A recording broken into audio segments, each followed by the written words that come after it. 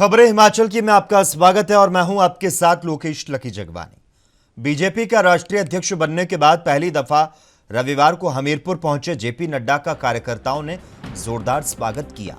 Party अध्यक्ष JP Nadda के साथ सीएम जयराम ठाकुर, केंद्रीय मंत्री अनुराग ठाकुर और प्रदेश अध्यक्ष सुरेश कश्यप, प्रभारी अविनाश राय खन्ना विशेष रूप से मौजूद रहे।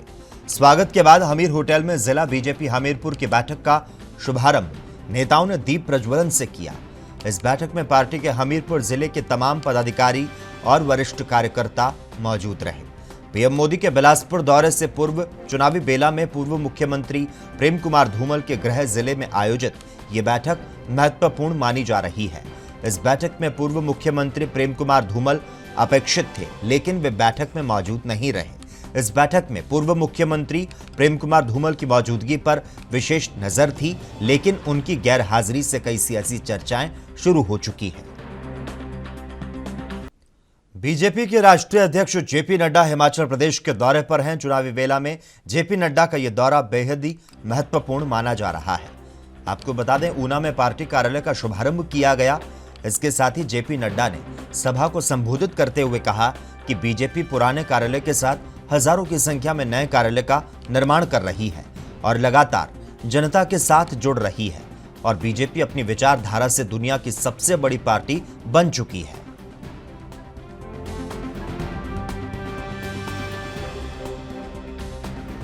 कार्यालय होना चाहिए और इस काम को सम्मानीय अमित शाह जी ने अपने कंधों पर लिया और लगभग पुराने कार्यालय जो बने हुए थे उनको छोड़ दें तो लगभग 512 नए कार्यालय प्रस्तावित हुए, जिसमें से आपके भी 17 कार्यालय प्रस्तावित हैं। आपको जानकर खुशी होगी कि 512 कार्यालयों में 235 कार्यालय बन चुके हैं और 155 कार्यालयों पर काम चल रहा है। इसमें आगे चल करके इसको हम पूरा करेंगे।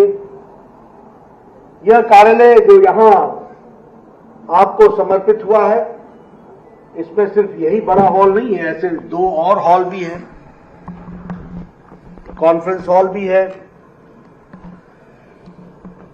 सोशल मीडिया का सेक्शन अलग है, मीडिया का सेक्शन अलग है, रिसर्च सेंटर अलग है, ई लाइब्रेरी अलग है।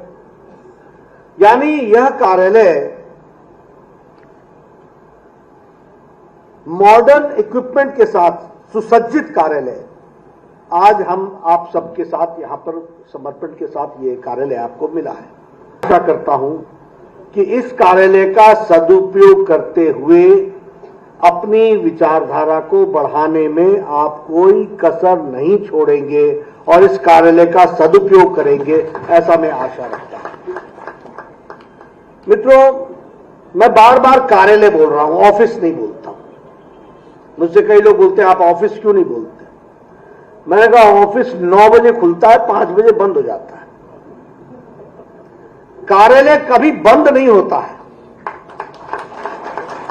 और ये 5 बजे के बाद ही इसकी ज्यादा चहलकदमी शुरू होती है जब हम रणनीति बनाते हैं। इसलिए यह एक संस्कार केंद्र है, हमें संस्कार देने का माध्यम है। जब कोई कार्यालय में आता है, बैठता है, चर्चा करता है, ई लाइब्रेरी से कुछ रेफरेंस उठाता है, कुछ रिसर्च सेंटर में जाकर के रिसर्च करता है, जब वो सोशल मीडिया को समझने का यहां प्रयास करता है, जब मीडिया से इंटरैक्ट करने की उसको व्यवस्था मिलती है, तो वह ज्यादा संबल होकर के, सबल होकर के वह अपनी भूमिका अदा कर पाता है। तो मैं मानता हूं कि आप सब लोग, हम सब लोग बहुत ही भाग्यशाली हैं। और मैं कहने के लिए नहीं कह रहा हूं, या आपको खुश करने के लिए नहीं बोल रहा हूं, मैं इसलिए बोल रहा हूं कि इस विचारधारा को बढ़ाने के लिए, खड़ा करने के लिए, यशस्वी बनाने के लिए 4 पीढ़ियां खप गई और तब जाकर के हम दुनिया की सबसे बड़ी पार्टी बनकर के खड़े हुए हैं। ये हम तो हम भाग्यशाली हैं कि आज हम 180 मिलियन 18 करोड़ की पार्टी, दुनिया की सबसे बड़ी पार्टी। जब मैं दिल्ली में राजदूतों के साथ बैठक करता हूं तो बोलते हैं कम्युनिस्ट पार्टी ऑफ चाइना, तो मैं कहता हूं they are 90 million, we are 180 million. वो 9 करोड़ हैं, हम 18 करोड़ हैं, दुनिया की सबसे बड़ी पार्टी। महात्मा गांधी और देश के पूर्व प्रधानमंत्री लाल बहादुर शास्त्री की जयंती के उपलक्ष्य में हिमाचल प्रदेश की दूसरी राजधानी धर्मशाला में कार्यक्रम का आयोजन गांधी वाटिका कोतवाली बाजार में किया गया। इसमें बतौर मुख्य अतिथि प्रदेश के मुख्यमंत्री जयराम ठाकुर ने शिरकत करते हुए महात्मा गांधी की प्रतिमा पर माल्यार्पण किया तो साथ ही पुष्प भेंट कर श्रद्धांजलि अर्पित की। इसके साथ ही उन्होंने लाल बहादुर शास्त्री को नमन किया।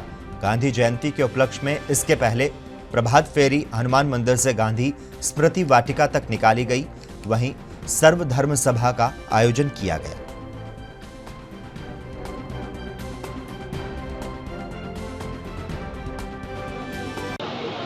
आज गांधी जयंती के इस अवसर पर मैं गांधी जी के उस योगदान को स्मरण करता हूँ जो देश के करोड़ों लोगों को आज़ादी का बाद मंत्र देश आज़ाद हुआ और देश की आज़ादी के लिए उनका जो योगदान जिस प्रकार से रहा कि अहिंसा का मार्ग अपना करके भी हम अपनी बात को प्रभावी ढंग से रख सकते हैं, अपनी बात को मनवा सकते हैं। इस दृष्टि से उन्होंने पूरे देश भर में एक जागरूकता का एक माहौल खड़ा किया और उस जागरूकता के माहौल से इस प्रकार की परिस्थिति हुई कि हर व्यक्ति निकल पड़ा कि स्वतंत्रता चाहिए, आज़ादी चाहिए और आज़ादी के लिए हम सब लोगों को संघर्ष करना चाहिए।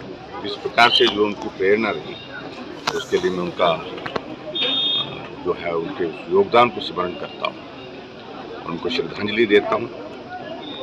और उसके साथ साथ मैं गांधी जी का दूसरा विषय जो बहुत महत्वपूर्ण है, जो आज भी उतना ही महत्व हमारे लिए रखता है, और वो विषय की स्वच्छता के अभियान को उस वक्त उन्होंने जो है प्राथमिकता दी।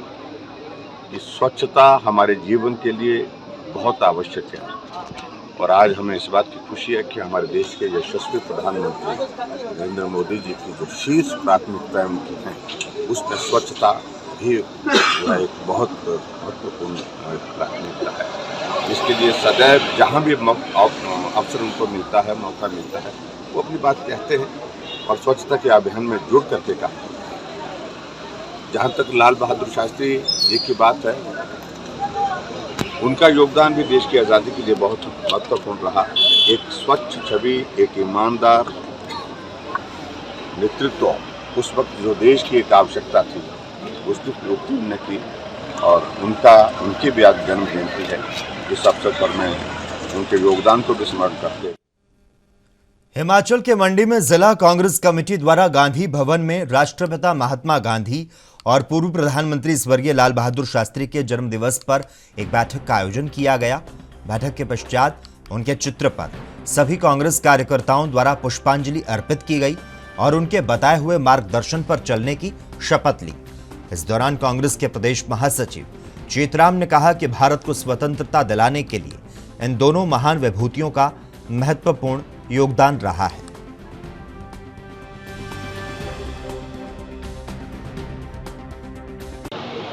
आज गांधी जयंती के इस अवसर पर मैं गांधी जी के उस योगदान को स्मरण करता हूँ जो देश के करोड़ों लोगों को आज़ादी का बाद मंत्र देश आज़ाद हुआ और देश की आज़ादी के लिए उनका जो योगदान जिस प्रकार से रहा कि अहिंसा का मार्ग अपना करके भी हम अपनी बात को प्रभावी ढंग से रख सकते हैं, अपनी बात को मनवा सकते हैं। इस दृष्टि से उन्होंने पूरे देश भर में एक जागरूकता का एक माहौल खड़ा किया और उस जागरूकता के माहौल से इस प्रकार की परिस्थिति हुई कि हर व्यक्ति निकल पड़ा कि स्वतंत्रता चाहिए, आज़ादी चाहिए और आज़ादी के लिए हम सब लोगों को संघर्ष करना चाहिए।